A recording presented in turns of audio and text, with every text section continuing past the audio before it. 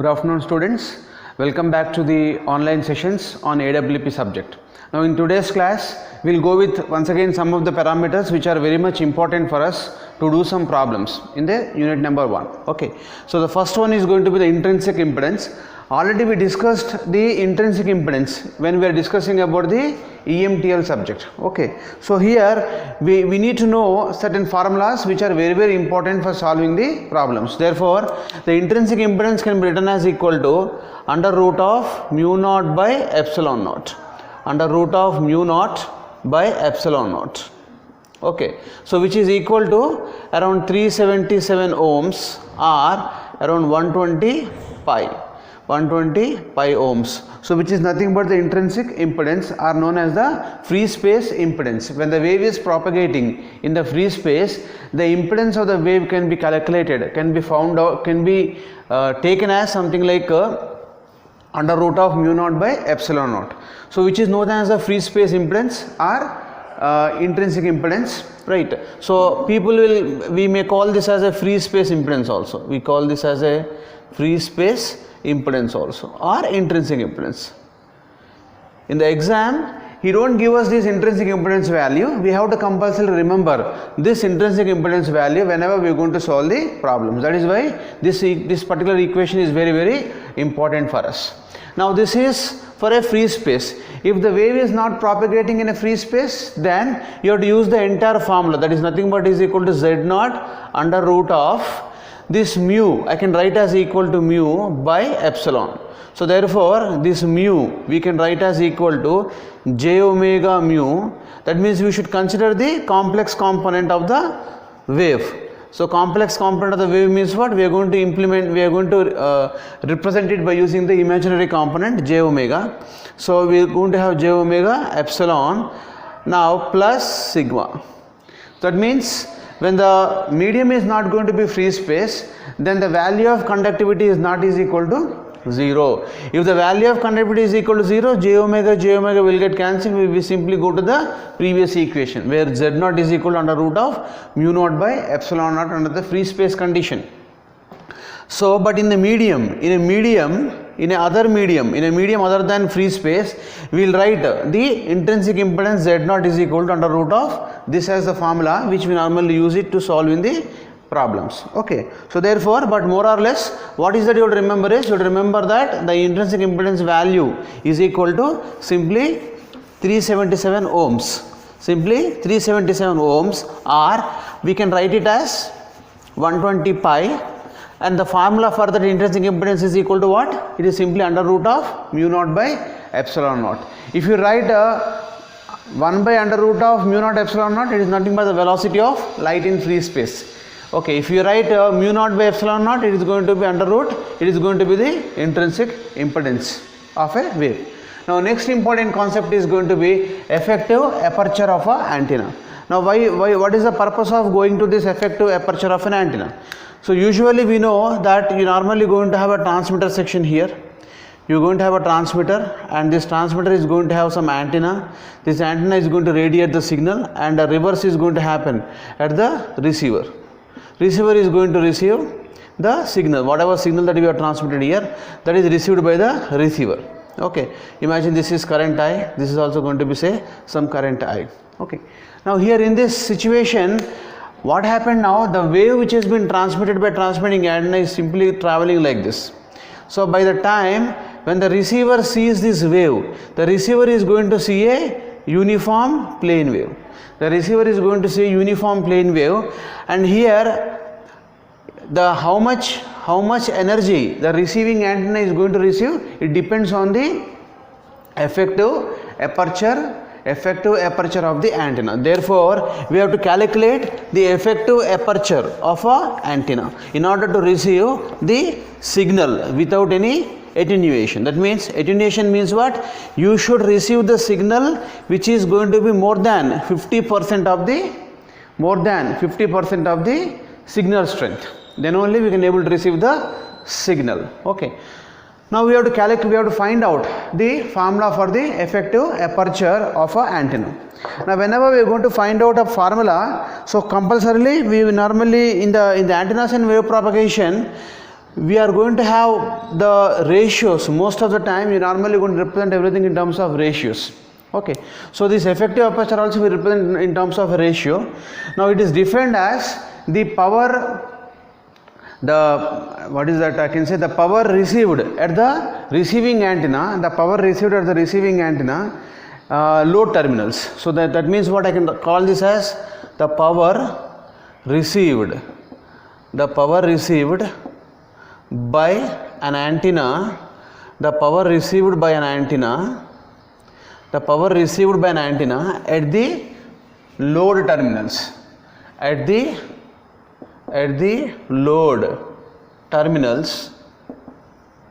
load terminals by what I can have now, by the pointing vector of the incident wave. Okay, by the pointing vector of the incident wave. So we'll write this as by the pointing vector of the incident wave. So what we define effective aperture as? Effective aperture of an antenna is defined as the power received by an antenna at the load terminals by the pointing vector of the incident wave. Okay, it is something like an antenna is, say for example, and you are going to have an antenna here like this. Say this is the receiver section. You normally going to have an antenna here like this. Now the antenna is going to receive the EM waves. So EM waves are traveling in the free space. So antenna is now receiving the EM waves. These EM waves are simply converted into a voltage signal, and these EM waves are going to induce a voltage, and this voltage is normally going to produce a current. So finally we normally going to get a current I flowing through the input terminals of the receiver section. So this current is normally going to be the information signal, and this information signal will be processed by the receiver. Okay, now here how do we define this antenna aperture? So AE in this scenario I can represent as equal to the power received by an antenna at the load terminals. So power is normally represented by omega by the pointing vector. Pointing vector means what? It is going to be the power density. So power density vector I can normally represent this as equal to, say, some P. So where antenna aperture we can define as equal to W by P. Now here we normally going to consider a small scenario. What is the scenario that we are going to have? What this receiving antenna is exactly doing here? After the EM waves are received by the receiving antenna through a load resistance, it is generating a voltage, okay, with some, that means this receiver is going to have some input impedance.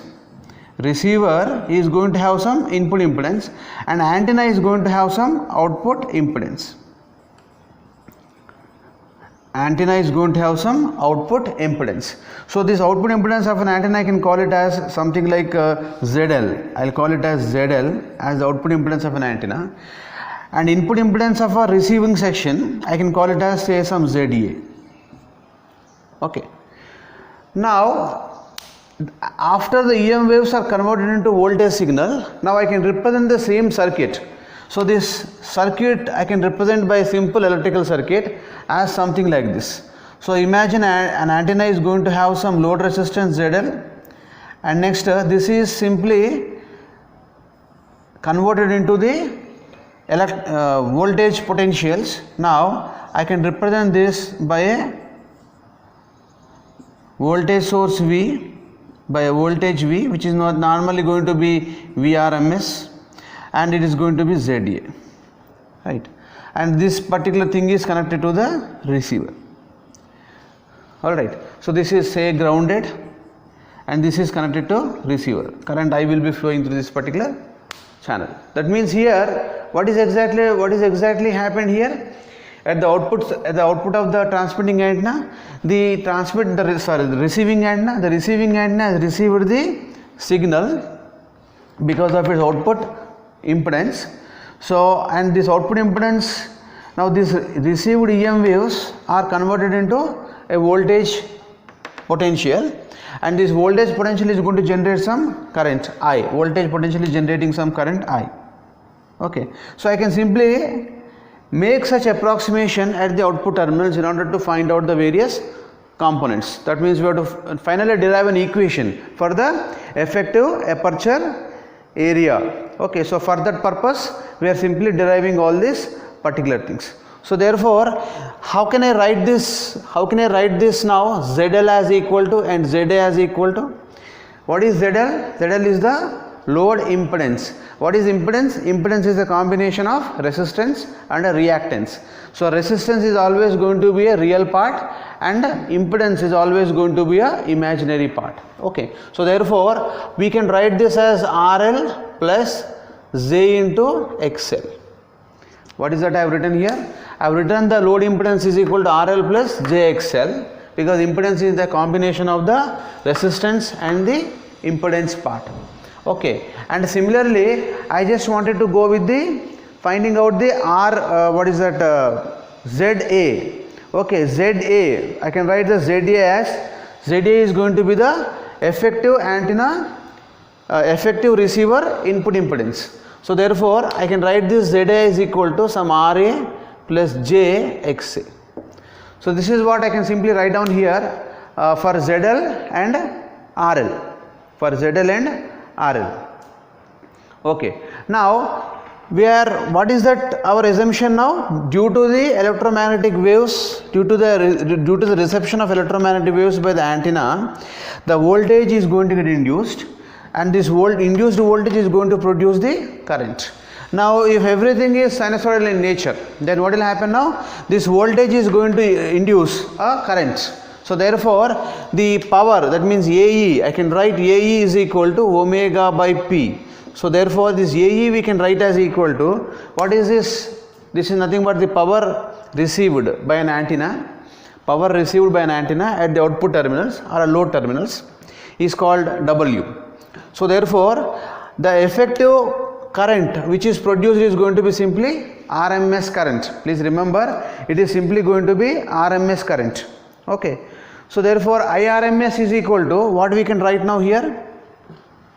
Now I can write this as IRMS square into R by P.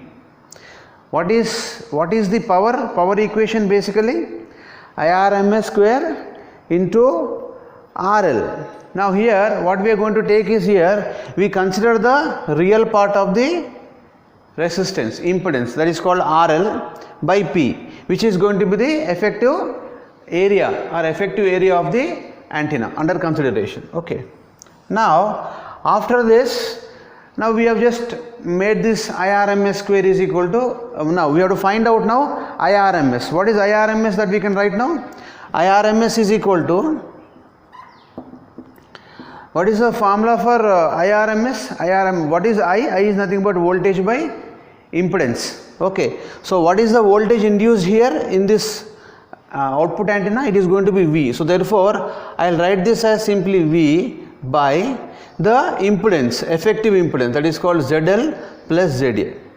Is the effective impedance at the load terminals. This is the effective impedance at the load terminals.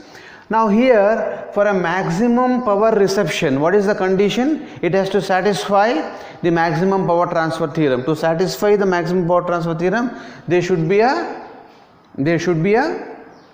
impedance matching. There should be an impedance matching.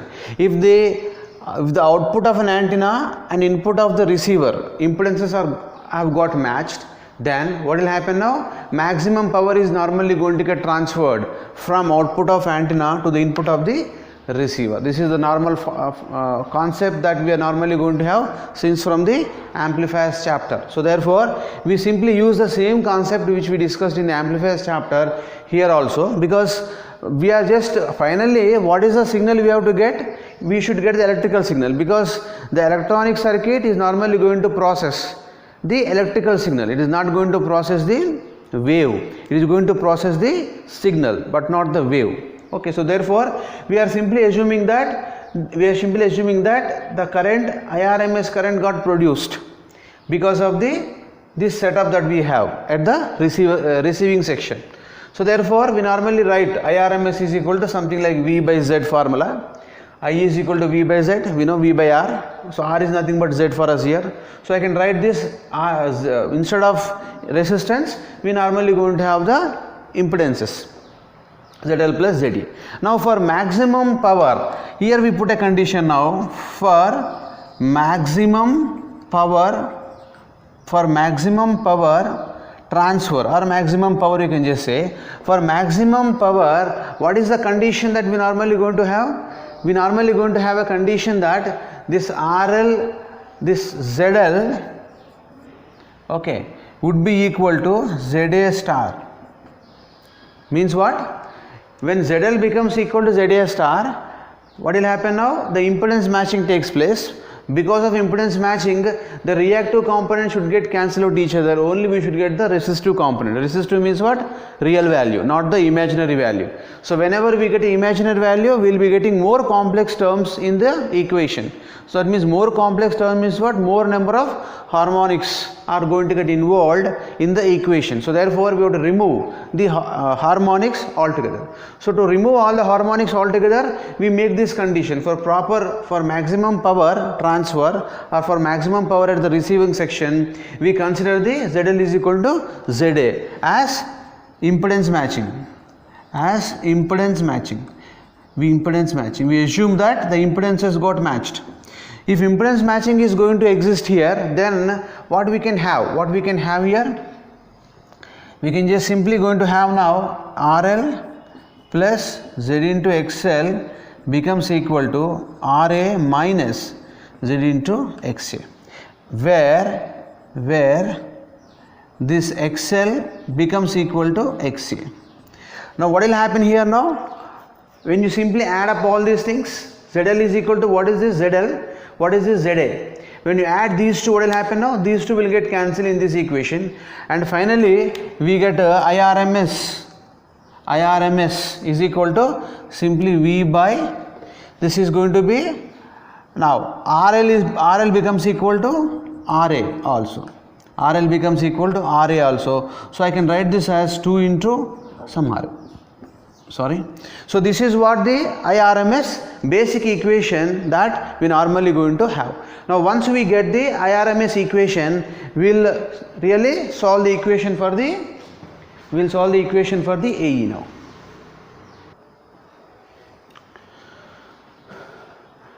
Now we'll be solving this equation now. What is that we have got now? IRMS basically is equal to what now? Voltage by impedance. This impedance I can write as equal to what now? V by ZL plus ZA, right? So what is ZL we have? V by ZL means what? It is going to be RL plus JXL, alright, plus what is ZA? It's going to be RA plus JXA. So this is what the equation we have, and which is nothing but equal to IRMS. Now here for maximum power transfer,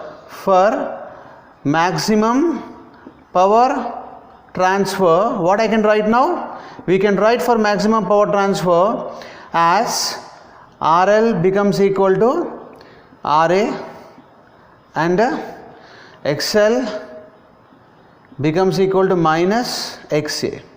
XL becomes equal to minus XA such that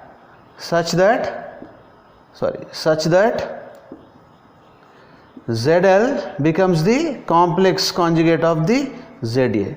For impedance matching, we normally going to consider under impedance matching conditions, we consider RL is equal to RA, XL is equal to minus XA. Now when you substitute these in the above equation, what I will get now? IRMS is equal to V by, it's going to be say some 2 into RA, I can write 2 into RA. Now for a lossless medium, let us make an assumption now here and consider that for a lossless medium,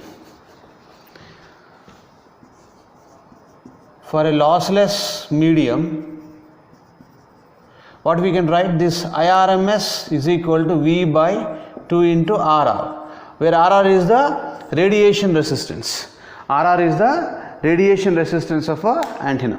So with these assumptions now we will proceed further now for solving the expression for AE. Now what is AE of general formula? It is W by P. What is W?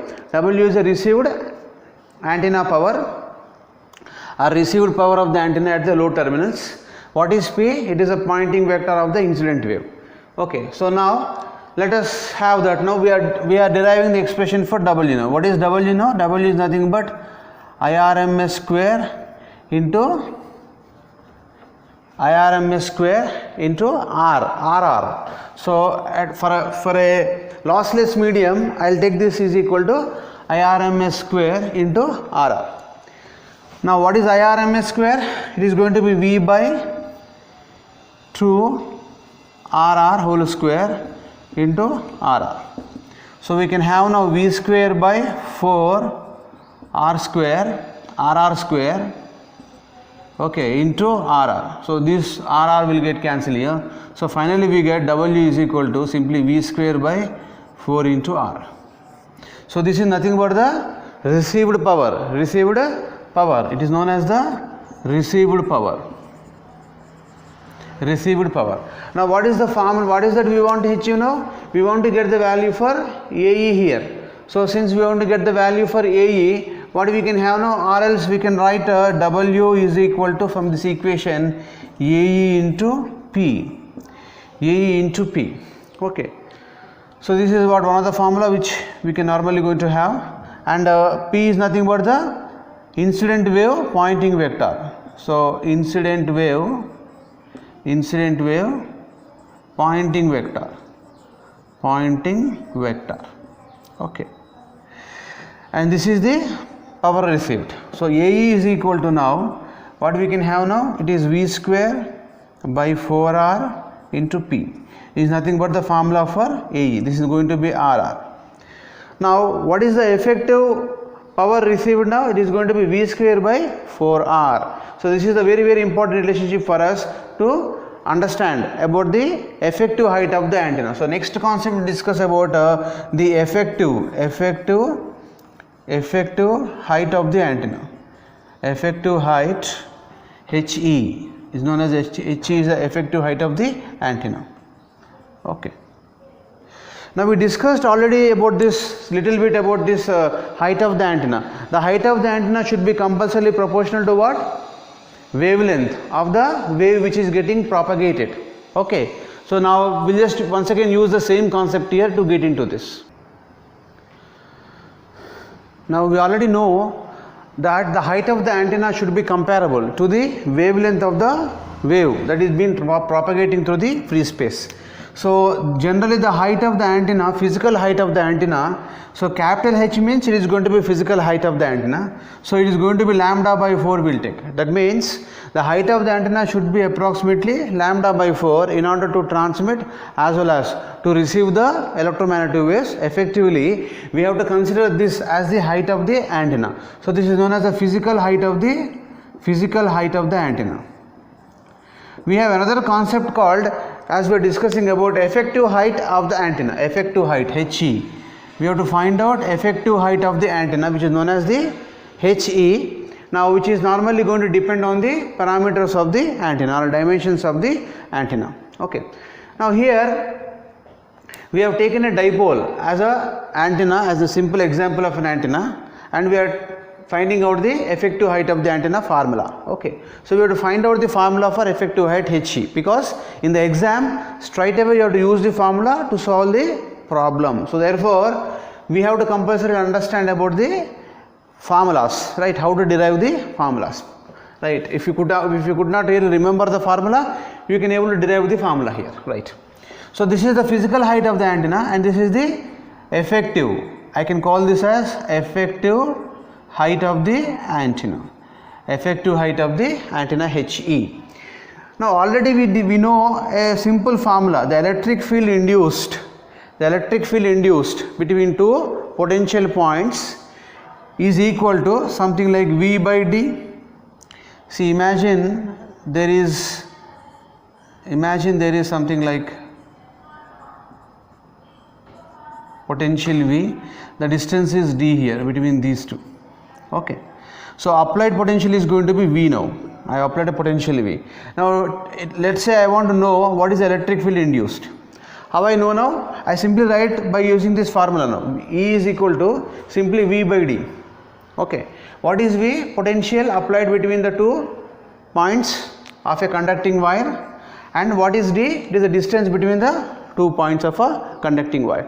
Similar to that, we can have the formula here for the electric field. Now here we need to have a relationship between electric field and the potential, where E is the electric field, V is the potential for us. Okay. Now here, using the similar formula, I can just write it for in terms of HE now. Now I will write effective height is going to be HE, which is going to be written as equal to the height of the antenna, or distance between the 2 points in a dipole antenna. Now these two are the 2 points under consideration. What is the height, effective height now between these 2 points? It is something like HE, right? So therefore HE is nothing but equal to simply V by E, right? So general formula for HE becomes equal to now simply V by E for us. Simply V by E for us. That is known as the effective height of the antenna, general formula. Okay. Now when is that we are going to get the effective radiation now?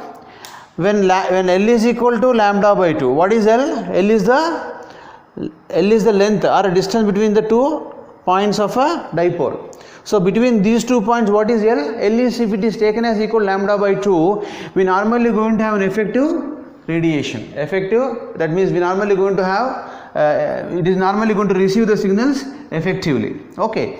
So if when L is equal to lambda by 2, how is the electric field is going to get induced?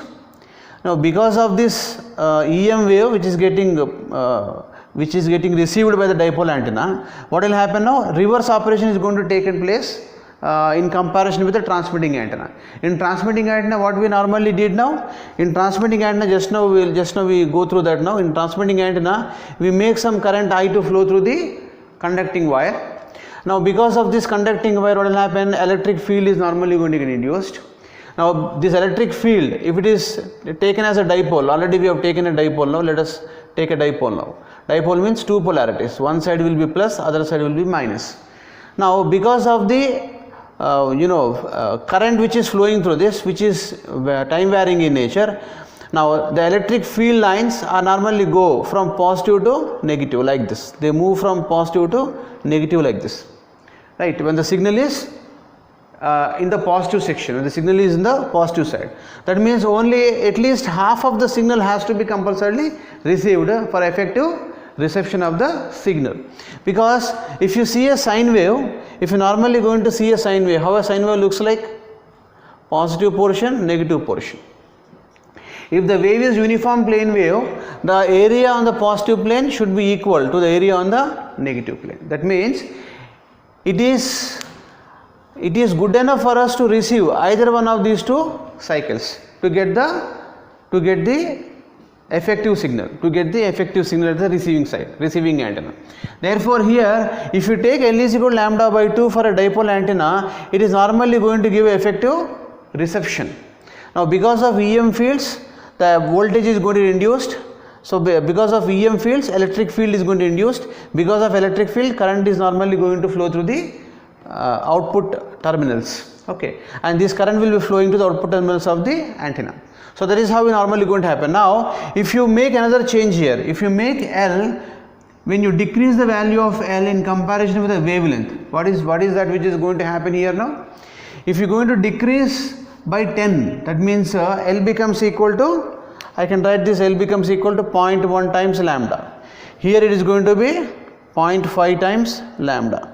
Now here L is varying between 0.5 to 0.1 times lambda. Okay. Now if you observe here carefully, the shape of the waveform is simply getting disturbed because of this particular pattern which we are going to get in the case of the dipole antenna. So therefore, for effective reception from EM waves, for effective reception by an antenna, L value should be equal to lambda by 2, which is going to be comparable to the wavelength of the antenna. Okay. So with this analogy, we can say that the length of the antenna should be comparable to the wavelength, such that it should be compulsorily minimum of 0.5 times lambda.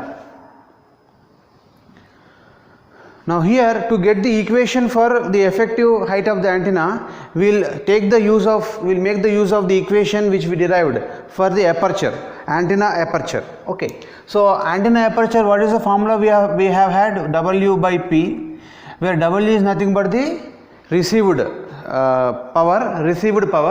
So we also going to look for the received power here. So what is this W that we have got in the previous class? We got as Vrms square. Previously what we have got this W as Vrms square by 4 into Rr. Remember? So this we have written as equal to V square by 4 into Rr. So that is the equation which is nothing but the received power. Nothing but the received power. Received power from the receiving antenna that we normally going to get, which I can write as W is equal to V square by 4R. Okay. Now let us try to use this equation. Now what is V from this equation?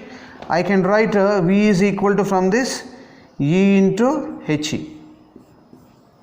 Right. So therefore I will substitute here now V is nothing but equal to He into E whole square by 4 into R.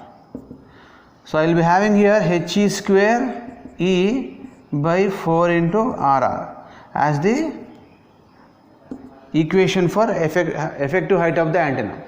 So therefore height of the antenna from this we can calculate.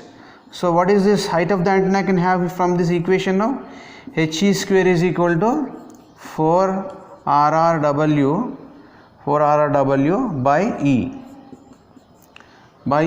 So therefore He is equal to now under root of 4REW by E. So this is the equation we have to find out the height of the antenna.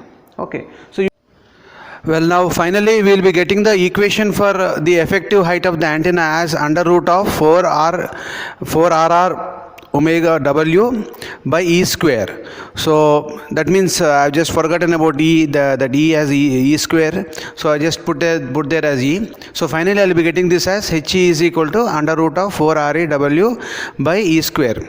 Okay, so that is nothing but the effective height of the antenna. So with this we are going to complete our session today, and for tomorrow's session we will go with other derivative part on the antennas and wave propagation. Okay, thank you very much.